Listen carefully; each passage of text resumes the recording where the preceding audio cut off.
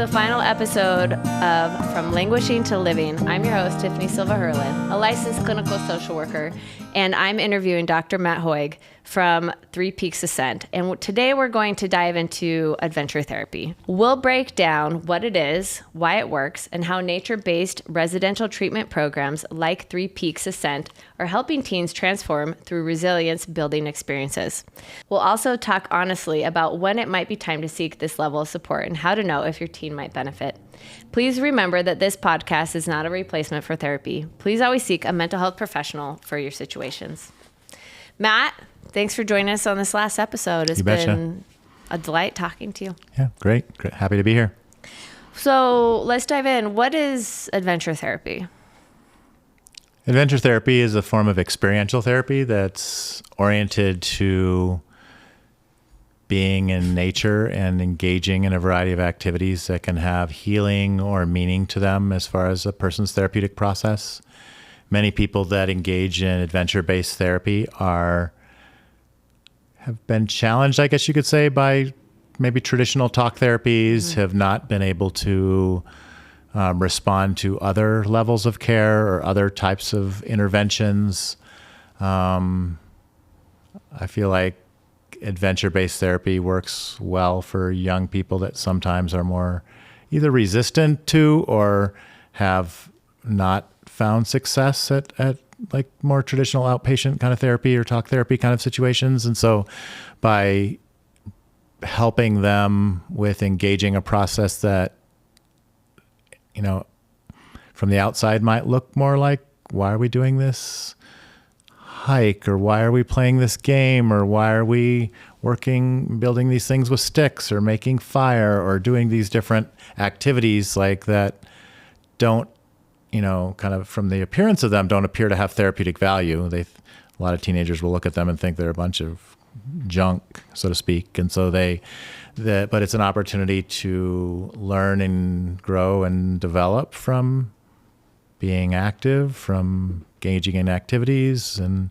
in many ways even kind of tied to what we talked about in the first couple of episodes, the idea of like this relational or kind of group-oriented task or set of tasks that allows them to practice or develop skills in working with other people, solving problems, collaborating, that doesn't involve a device, or that, again, they might have, you know, not really had much ability at. And so again, by creating different, they're not always challenges, sometimes it's just basic activities like, you know, cleaning up your sleeping area, or, you know, again, like navigating a simple game and figuring out how to pick teams, or some of those things become the therapy of the experiential part of the, you know, the therapy of the experiential kind of step. And here we are,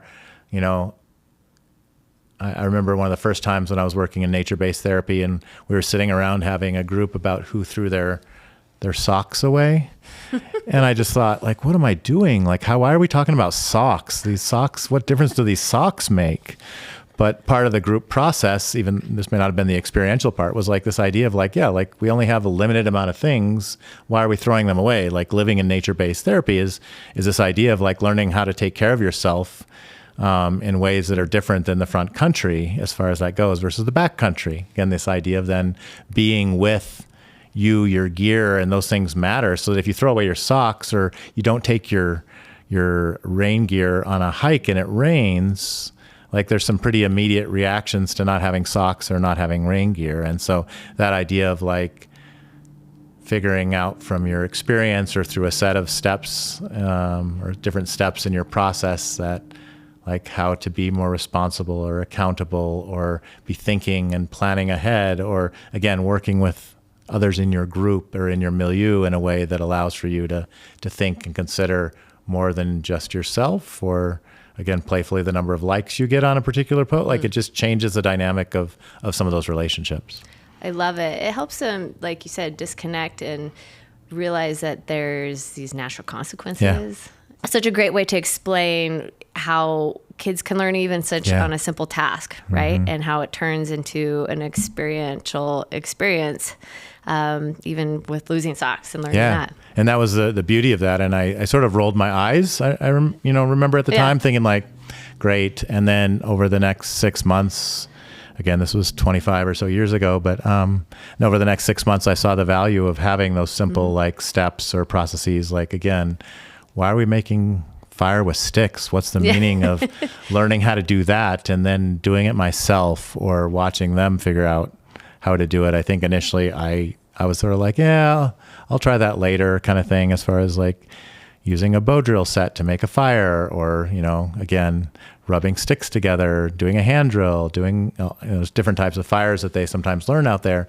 And so that ability to navigate and try different things and to test ourselves and to push ourselves, like most kids initially are like, doesn't the staff have a lighter? Why don't we just use the lighter? Like, why does this matter? Like, when we go camping, we just dump gasoline on the wood and then we light it and then it's fine. Like, this gives me more time to get back to my phone kind of thing. And so that idea of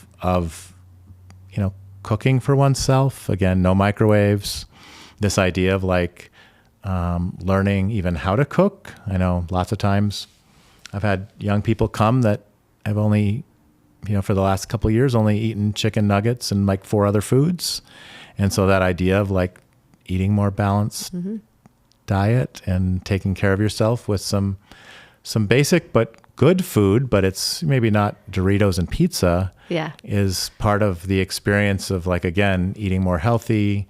If young people are using drugs, like there's that magical like 3 to 4 week period where they start to get clarity of their mind and they're like, wow, I haven't thought this clearly for a couple of years, as far as like realizing like what it's like to be sober, and to be sober in nature in a way that allows for them to learn about themselves while they're doing it. My favorite part of that is when they're like, wow, like why didn't somebody tell me this before? Like, why didn't I figure this out before? Because I can think so much more clearly. And this, like, they'll talk about like the high they get from doing things in nature now. And some of those, I remember talking to a young man, he was, I think 17. He'd actually come back to do kind of a mentorship in the group. And he talked about how he'd broken up with his girlfriend that past summer. And even though he was just back for like a few days to kind of give back kind of thing, he felt compelled to treat me like his therapist again. It was this kind of funny moment where he's like, so yeah, we were on this hike together. And I'm like, you went on a hike with your girlfriend? He's like, yeah, like I hike all the time now. And just talked about how his girlfriend was breaking up with him. And he's like, you know what I did? I gave her an I feel statement. And he was pretty excited about, that he had been able to, in a moment that many teenagers get dysregulated, he was pretty excited about the ability to articulate himself well with her and to say it. And he was like, yeah, I was bummed, but like, whatever. I mean, I'm 17. Like, what different? He had enough wisdom to know that it was okay. Yeah. And of course, after he shared it with me, I teased him a little bit about, you were on a hike with your girlfriend and she broke up. Anyway, we just had some fun talking about some of the ways that the experiential education had stayed with him, and some of the ways he stayed connected to that as a meaningful activity with, romantic partners, or even just how he kept using the tools in a way that worked for him in a relationship. I love that story, and it leads me to ask, like, how can nature and movement and the things you're doing out at Three Peaks help like them regulate their nervous system? Yeah, especially like teens dealing with anxiety and I mean, trauma. there's so much.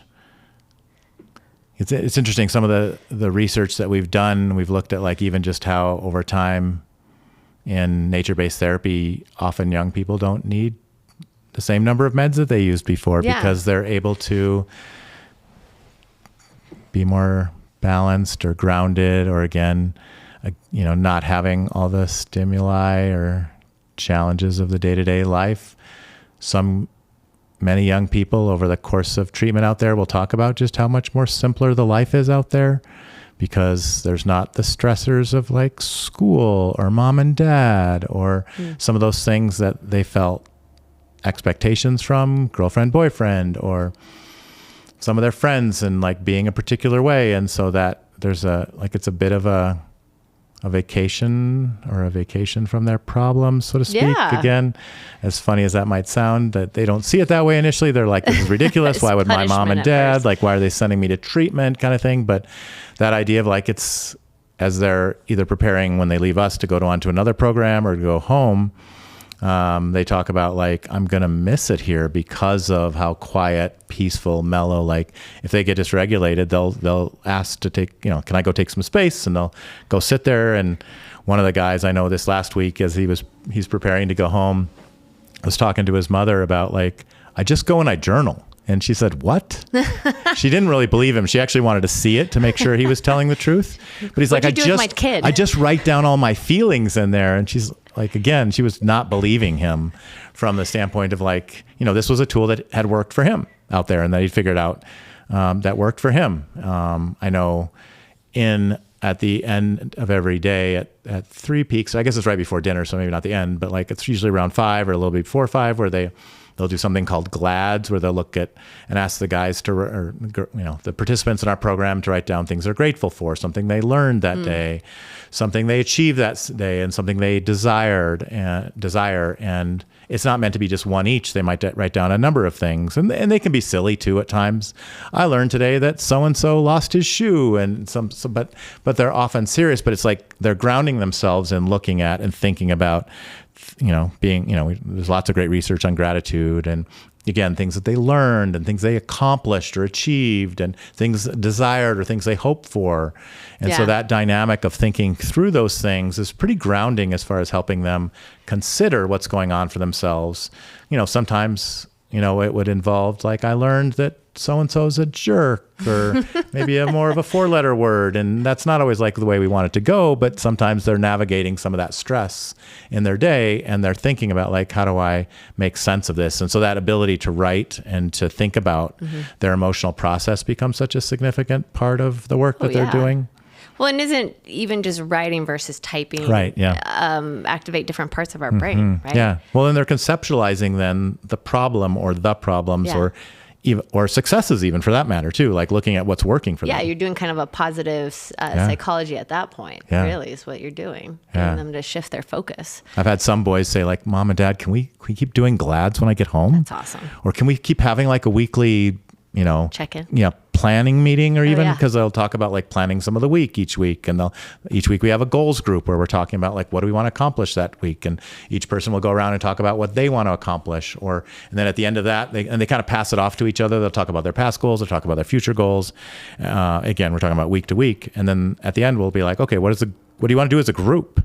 And sometimes they're like, well, we want to take on this challenge, or we want to work on our swearing, or we want to do this kind of thing. And that sort of planning, sometimes not everybody, but some guys will be like, can we do that at home? Can we try that at home? Because it's got a real grounding and a connectedness that it builds in as far as like where everybody is. And one of the favorite parts, I think, of some of the participants is when the staff join in on the goals and talk about their successes or challenges with their goals too. Because again, like we've been talking about in the past episodes, this idea that adults have issues to work on too. And it's not just because you're a staff or a therapist in a program. Yeah, you're above it. You don't have your stuff together either. You're like, we all have stuff to work on. Oh, yeah. I love it. It creates a vulnerability and connection that they need. Yeah. And the transparency is beautiful because they get modeled for them again. Like, oh yeah, staff so-and-so is struggling with this or having this thing come up.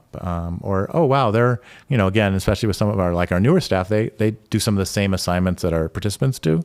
And so they'll talk about like, hey, I haven't figured out how to do this kind of fire yet. And they'll talk, and it's really fun to see like a kid say, I can help you with that. Yeah.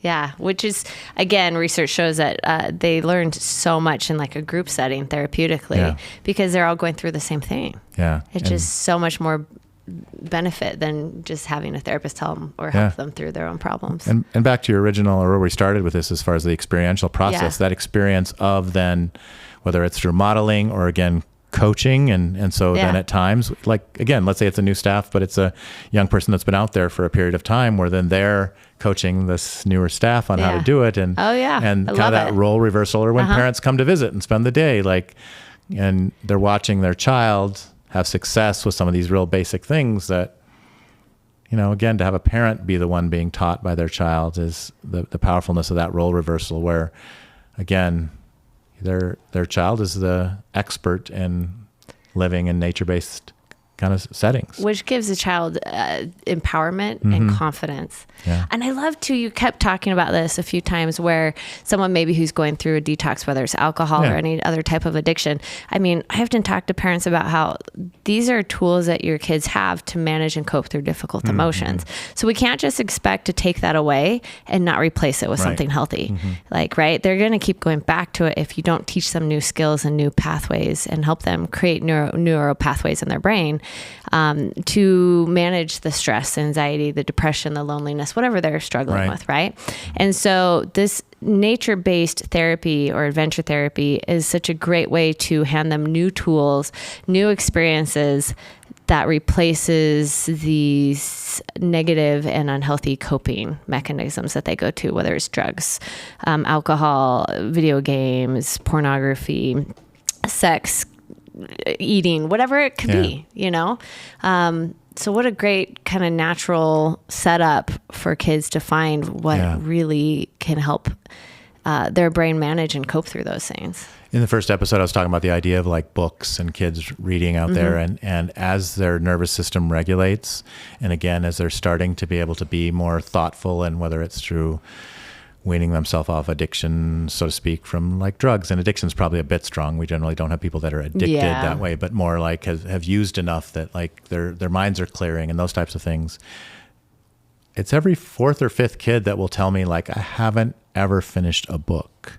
And so then to sit in that peacefulness, again, we're talking about experiential work here, to sit in the peacefulness of that outdoors, or to be out there in a way where they don't have those distractions, and being able, the pride that comes from being able to read a book is pretty powerful to see, as far as like I have a number, you know, and a number of those are young people with dyslexia, where they're like, never been able to read a book, and for some reason I can't hear, because again, there's not this pressure, it's not an assignment, or maybe it's an assignment, like I'm giving them books, but I'll be like, do you like that book? Do you not like that book? Do you want a different book? Again, like I said, sometimes they pass their books around, breaking the rules because they're supposed to just do it anyway. But that idea of then of being excited about like reading a book and reconnecting with that as a coping mechanism, because like think about like even just as a calming technique that it requires to read a book. And some boys, the first few weeks are like, I just keep reading the same page over and over again, and it's hard to digest. And then again, as their nervous system starts to regulate, as they start to get a bit more focused and they're not so distracted by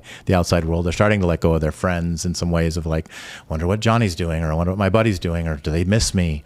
And then they're able to focus more on simple things like reading a book, is I think a symptom of the meaning of like experiential kind of therapy there. You're making me want to come out and go to Three Peaks. I'm like, I would love to sit down and just read a book with no distractions. Right. That sounds incredible. Yep. Let me just come be a field staff for a day. Yeah. That would really be fun. So let's move on to, how does a parent know when it's time to consider something more intensive, like nature-based residential treatment program, like Three Peaks Ascent? Yeah. I'd mentioned some of this earlier, but often when previous forms of therapy haven't worked or haven't seemed to have connected with or helped your child, you did. There's definitely kind of a group of people that I think, lots of us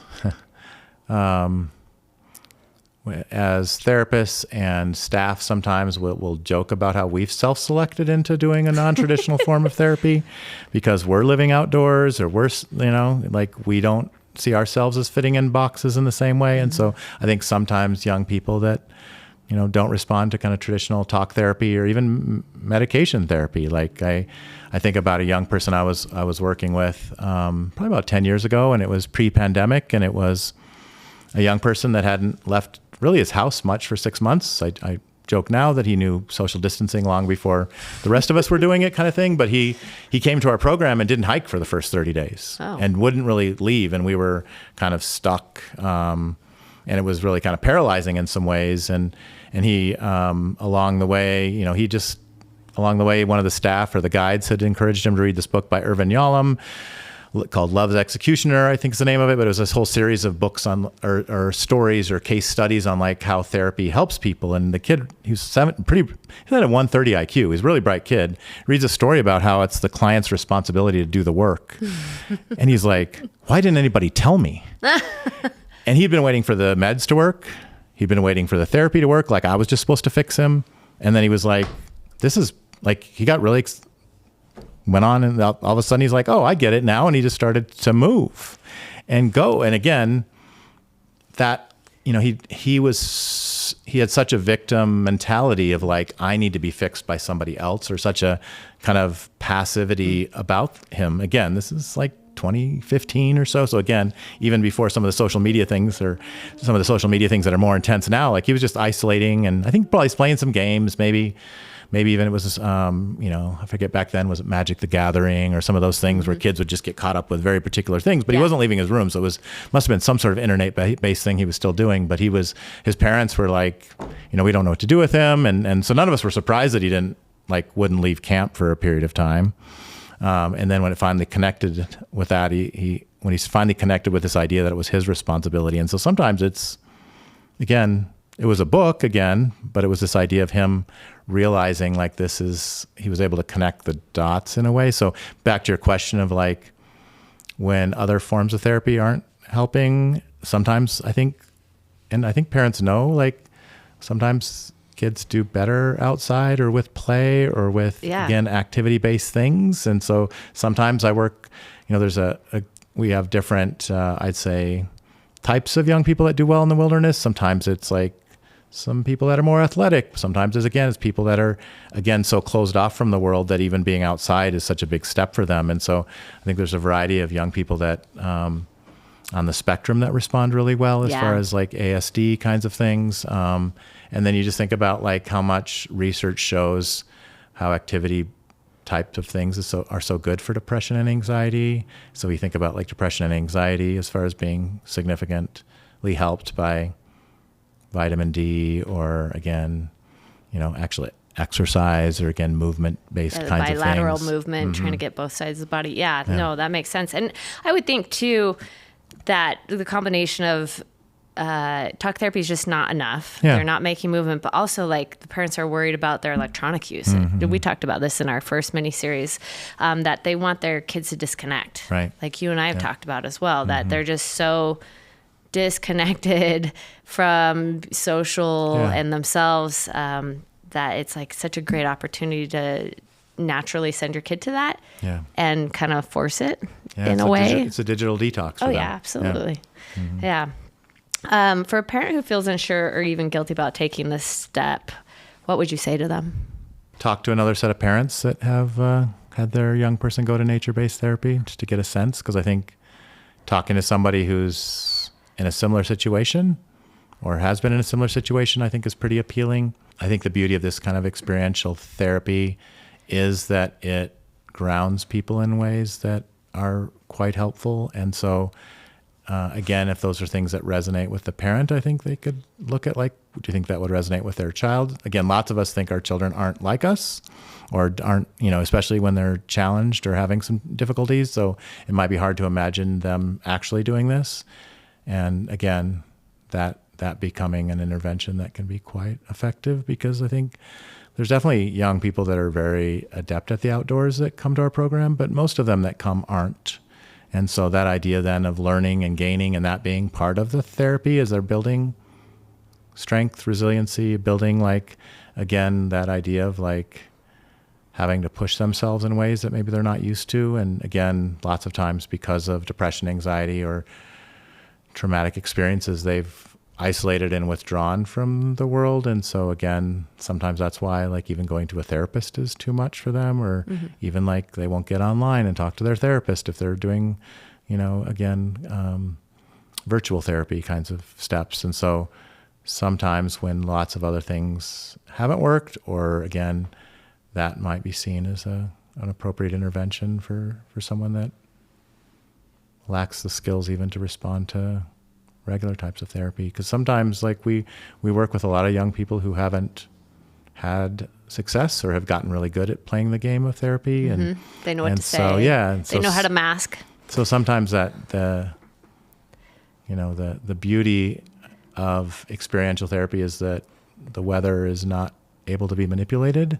Yeah. So that, if it's raining, like, and you want to manipulate about how you didn't bring your raincoat, that doesn't change. Like, again, that idea of like, you still need your raincoat. Again, you can't talk your way out of the rain. And then I think about like the dynamic of kind of in a different direction when I think about the meaningfulness of doing this with teenagers and with other adolescents, and how many times young people, when they're challenged or having difficulties, at the root of some of those challenges for parents, for many parents, the concern is their peers and how their peers have influenced them.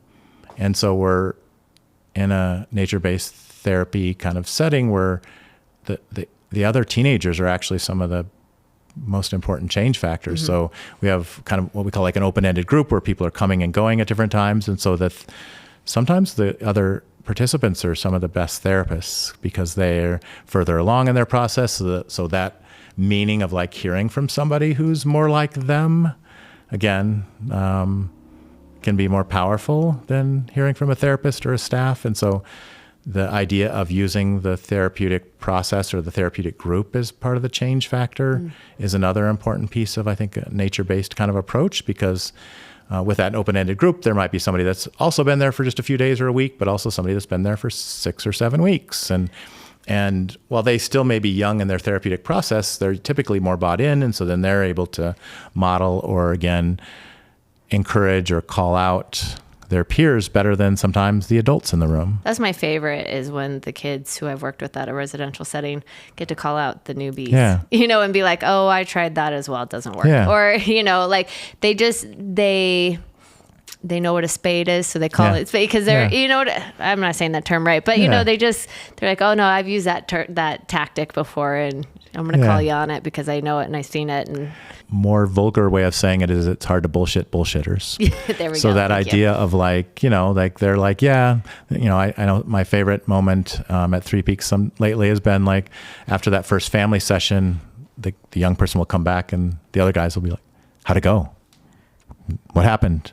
Again, and they'll say, like, yeah, well, it didn't work, or, because sometimes they're trying to manipulate their way out of being in treatment kind of thing, or they're not happy about it, or they punish their parents in some ways. And so again, that dynamic of they've talked about what their plan is and their peers have been like, that's not going to work, or you could try that, or here's what I tried. Yeah. And then they support each other regardless. They're curious, they're helpful, they care. Yeah.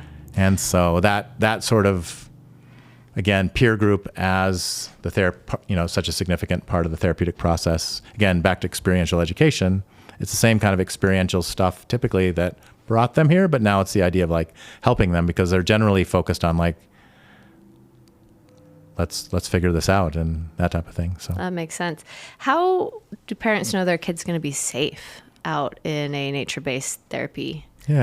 Setting? One of the benefits of Three Peaks is the hybrid model where they're sleeping in yurts, they're sleeping on cots, there's bathrooms and showers. And so we've taken what we feel like the best parts of nature-based therapy and combined them with a routine that I think is more predictable and more grounding for young people compared to some past models of, nature-based therapy. And so by having some of that regularity, by having connection with parents weekly, that there's the opportunity for young people both to get their physical needs met and that they're safe because I know at times, depending upon the diagnosis, sometimes when we would have more nomadic models of nature-based therapy where they would move from place to place, like that would be kind of unsettling for some young people or that would be challenging.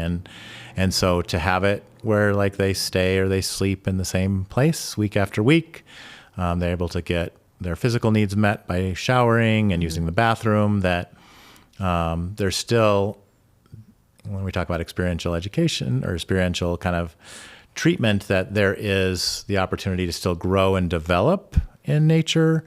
And so there's some of that same challenge and building of resiliency, but without the rawness that sometimes for young people that haven't done a lot of outdoor work or had much outdoor experience, that they might be overwhelmed with or by. And so by providing that type of structure and support, we're able to keep them safe, but also provide enough challenge so that they're learning. And back to Corey in his book, the idea of like, building resiliency and learning whether it's to play but also to like be challenged and to have to figure out how to take care of oneself in some ways. So Three Peaks provides a structure that supports them without making it too overwhelming to manage the outdoor day-to-day kind of life. So yeah, like it rains, it's important to have your raincoat. And if you got your raincoat, you can take a shower. Again, you can take a shower later if you got too dirty or that kind of thing. How can parents find a program like Three Peaks Ascent? Like what resources or help is available to them? Because it's a overwhelming world if a parent is like, okay, outpatient therapy is not working. My kids need to disconnect. We need something more. You go on and Google, it's an overwhelming world to be like, there's a million choices. Yeah. Who knows which one's the best fit for their child? So how can parents navigate that? Yeah, there's a group of professionals out there called educational consultants. They've done the research, they've gone to the programs, they've vetted these programs, they have personal relationships with many programs from the standpoint that they know, like if such and such a therapist has left, maybe the program's shifting in some ways. So they're on top of like how these programs function and breathe and live. And so part of their, essentially like professional guidelines are to be visiting programs year after year, to be tuned into what's happening with them. And so lots of parents will hire an educational consultant because it's impossible to know from a website, from talking to a voice on the phone, which programs are safe, which programs are effective, which programs will do well with their child. Like sometimes parents will have a friend who had their child go to a particular program, and you might have some personal experience. And an educational consultant knows 50 or 70 programs as opposed to a friend who might know one. Yeah. They're incredibly beneficial and help parents navigate. Also, they help be a mediator between the parents and the program. So if there's something that the parents maybe not understand about the program, or the program, communication-wise isn't working as well, they can step in and advocate and be a support system for the family who's going through crisis and needs that help during that time, as things sometimes get muddy and overwhelming, and they're in that fight, flight, or freeze response themselves as parents, and maybe not thinking as clearly because they're in trauma.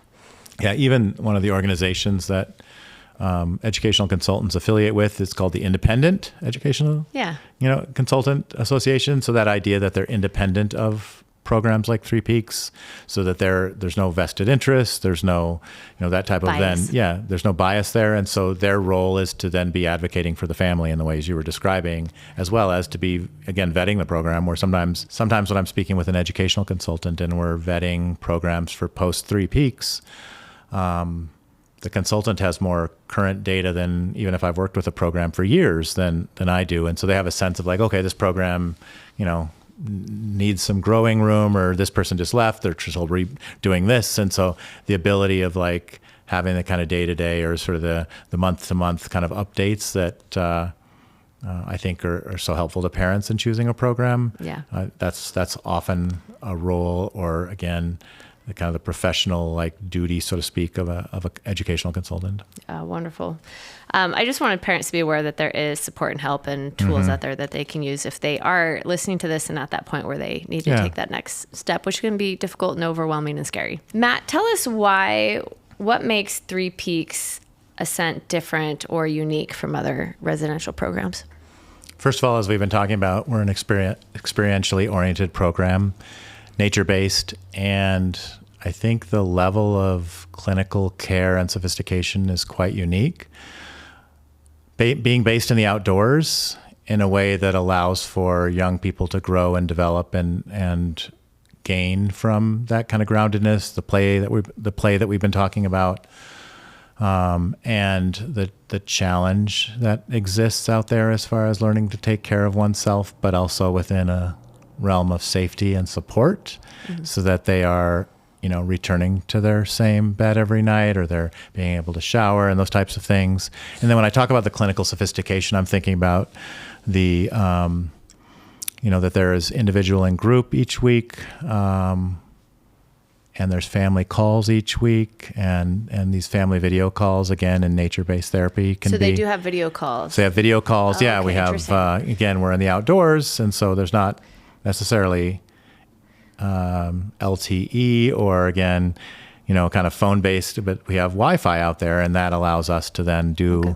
family video calls each week or family therapy sessions. And having come from a different experience in some past programs I've worked at, it's been powerful to start right away with some of that family therapy and to have, even if the young person's still pretty annoyed about being in treatment, some of those first few sessions can be a little rougher as far as like that sort of reactiveness that they can have. But I think the beautiful part of that is the parents get to see that progress themselves along the way, as opposed to just hearing me talk about it every week. They still hear me talk about it. So, I'm going to have an individual session. We're going to have a family session. We're going to have a family call, which is just me or the therapist, and the family talking each week at Three Peaks. And so that dynamic of getting a chance to observe and see how their child changes along the course of the treatment is, I think, a pretty powerful and unique aspect of of those family therapy sessions. I know when I first started at Three Peaks, I had some trepidation about how that would go, because I wondered, a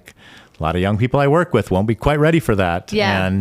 And so finding ways to navigate that and to coach parents on it, I think, is one of the skills that I and other therapists have at Three Peaks as far as supporting families and working through that. And again, when you think about safety, or again, about just that idea of having a sense of your child and how he or she's doing, the ability to connect with and talk to them each week. There's time where you are going to have some alone time with your child each week on that call as well, so that they can say anything that they want. Again, that's built in. Yeah, that's built in as part of the process to support that type of thing. And sometimes parents are apprehensive about that kind of alone time, because sometimes that's, a time when there might be a lot of reactiveness or a lot of upsetness. And again, I think most parents... Sometimes manipulation. Yeah, I think most parents are,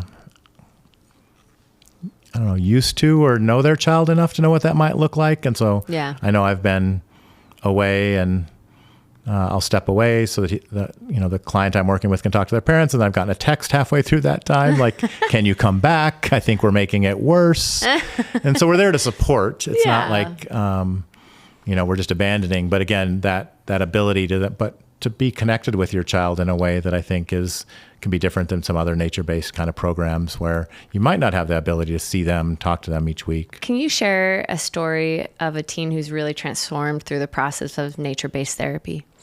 Yeah, there's so many that come to mind when I think about that kind of question. And then I think of, I'm going to narrow, in on one young man who left a couple months ago, and he came in pretty angry, pretty volatile. I think he was still on the heels of having used a decent amount of marijuana, but was pretty angry at his parents, felt like not seen by them, felt not understood by them. And I think through the process of working with his peers out there, with staff, and in therapy with me, was able to come to realize again that he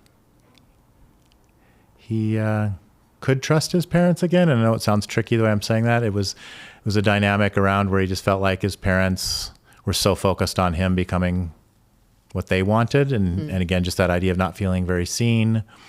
And so he got really good at bowing and making fires, and started to feel some confidence in himself. And even every week when he felt some pride, because he didn't think his parents trusted him, he would often look to me and he's like, Matt, can you tell? He almost felt like his word wasn't good enough, but he'd gained enough of a relationship with me. He's like, well, Matt can tell you, even if and even sometimes he wouldn't trust himself and his own. Exactly. It was sort of like I was his second source or something. Advocating. But it was that, it was such a lack of trust that he had in adults, and so that initially, and it wasn't with me initially, because I'm out there 2 days a week, but again, it was with the guides and the connections that he had with the guides that allowed him to trust adults again. And not that trust was the most important thing, but it was through some of their, whether it's the games, he started to play the guitar again, which was important to him in his life. And he started to reconnect with some things that had meaning for him. He was, quite athletically oriented, but had given up on all those types of things. And so I know there was a particular game of hacky sack where he was quite enamored and got pretty excited about, and started to realize wow, I can actually win and not rub it in other people's face. He'd been kind of an arrogant young man too. And so again, he'd sort of lost his way with a number of those kind of things. And so to the simplicity of living outdoors and being outdoors, and being in nature in a way that allowed him to reinvent himself or reconnect, because he was still him. It's not like we changed him or the program changed him, but it helped him find those parts of himself that he'd strayed from and disconnected from. And then to connect with, sometimes it's these, 20 something staff that are very much connecting with and supporting them and doing their work. And so each week as I'm writing treatment goals and creating the opportunity for this process to move forward, sometimes he'd be like, after 2 or 3 weeks, like, Matt, that's a stupid goal. Like, why are you asking me to do that? He was trying to complete this family workbook thing for a while, and he wasn't that interested because he was not trusting of his parents. He's like, I don't want to send that to them. I don't want to give them any of idea that this is actually helping me. He very much wanted to resist his parents seeing the work he was doing. And so that's why he couldn't even almost advocate for himself. And then over time, he'd give me more permission to share more. Cause at times like, don't tell my parents that. I don't want them to think that this is actually working the way they want. Cause he so badly wanted to win or show his parents. And so over time, and then when, again, we have parents come out and visit partway through the process. And so coming out and visiting, and then to sit down with his dad and to teach his dad how to make a fire with a bow drill set was a pretty powerful experience, because I can't remember if Dad was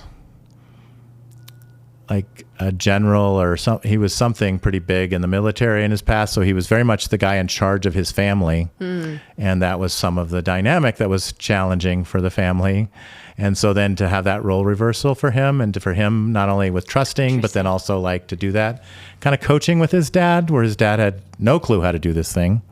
But he did. He was really, the son was really good at it. And teach. Yeah, he got to kind of shift that a bit, which to see his dad show some humility in a way that was different than maybe in the past.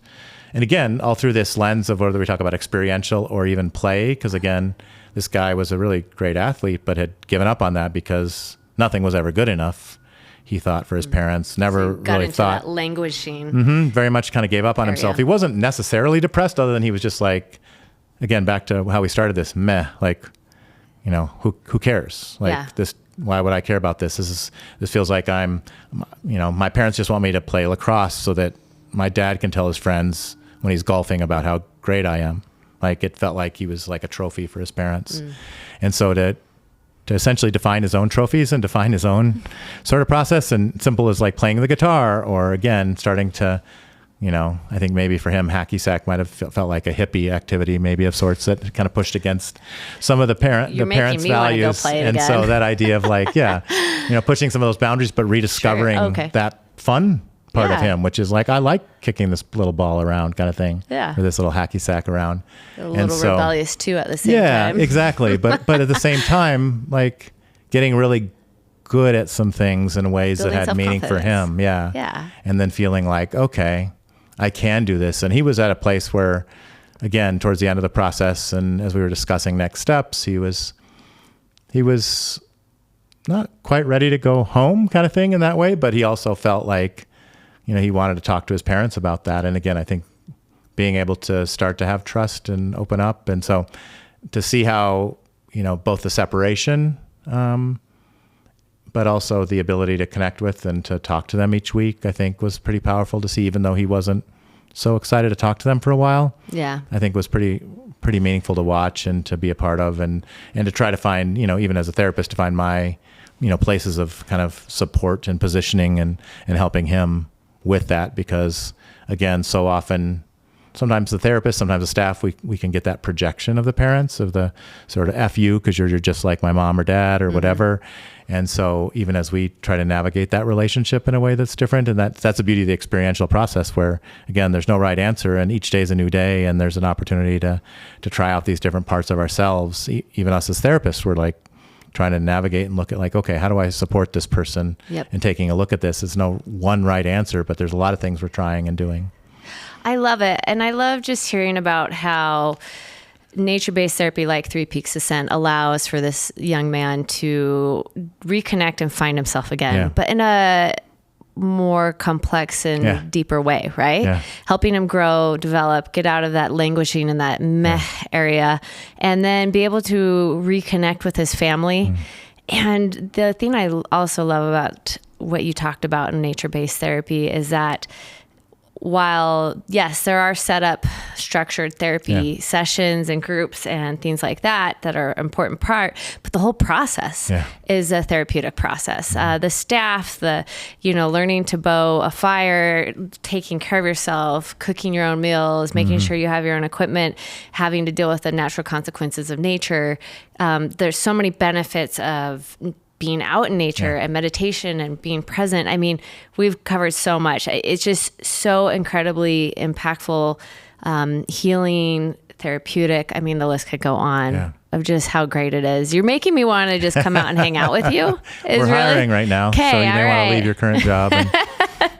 I've interesting enough, love just picking up hiking on my own, being out here. I grew up on the ocean, and so I miss the ocean, but being out here in Utah with these mountains and learning to get out in nature and reconnect with myself has been powerful in its own way.